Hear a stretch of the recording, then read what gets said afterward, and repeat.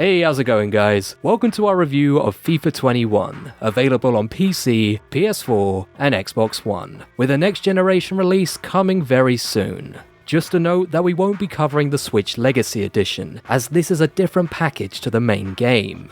We're going to tell you everything you need to know before you play. But before I do, make sure to hit subscribe and the notification bell for more video game reviews every single week. You're not going to want to miss it.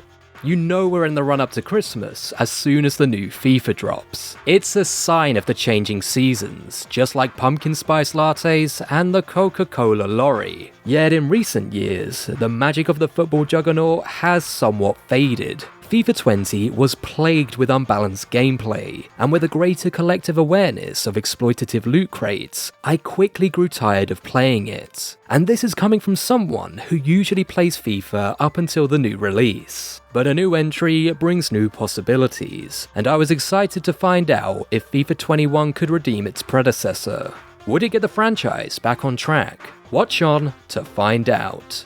CeX. Firstly, there have been some slight tweaks to the overall gameplay, most of which are pretty positive. The speed of play is much more realistic, meaning you can now only abuse pace with players who are actually pacey. Otherwise, you'll have to be more methodical and pass your way across the pitch. Something that's a little OP in my opinion, with the ball sometimes pinging about like a pinball.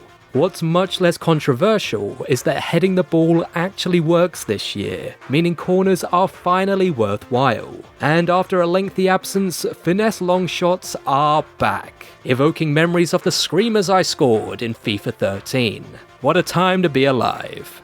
Looking to defense, there hasn't been the same level of improvement. The new collision system does make for more satisfying tackling and sees you win the ball more often than not, but it's just not enough. The AI is at times woefully bad, letting attacking players just glide past them without so much as sticking a foot in. But that is nothing compared to the comically inept goalkeepers. Even the most decorated shot stoppers in the world seem to be incapable of comfortably catching a ball, instead opting to punch or flap at it with very mixed success. This, coupled with the dodgy defending, can lead to some unrealistically high scorelines.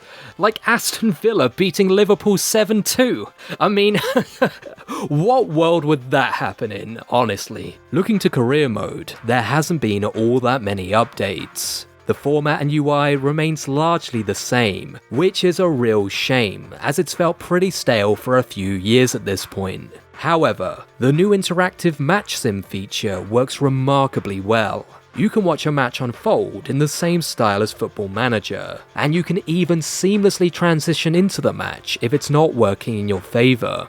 Volta has also had a very minor revamp. It now comes with a new single-player mode called The Debut, featuring legends from football's past. It's a nice way of getting reacquainted with the FIFA Street style of play, but won't take more than a couple of hours to complete.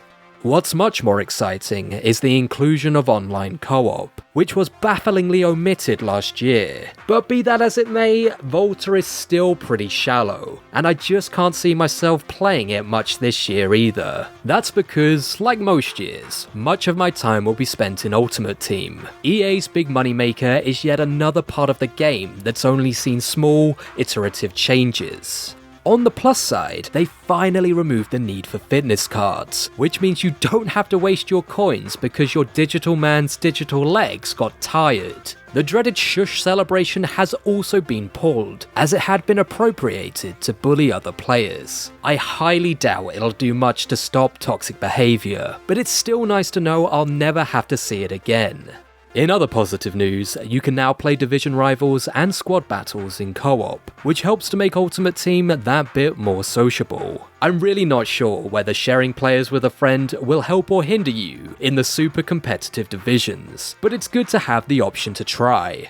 Yet at its core, Ultimate Team is still built upon hugely exploitative microtransactions. Players willing to splash real-world cash on the in-game currency will naturally get better players faster, putting those of us who can't or would rather not give EA more of our money at a huge disadvantage. Hopefully, as world governments continue to crack down on the practices, the game will continue to become fairer. But until then, it does leave a sour taste in the mouth. To wrap up, FIFA 21 doesn't really change the formula up from last year's entry. The gameplay does feel much nicer, but the packaging around it is far too familiar. Whether this game has more longevity than the previous one will come down to how much the microtransactions affect the collective experience. But with a promising start, I'm hoping it doesn't become another case of pay to win. But what did you think of FIFA 21? Let us know in the comments below, and don't forget to like, share and subscribe for more video game reviews every single week. See you next time. CeX.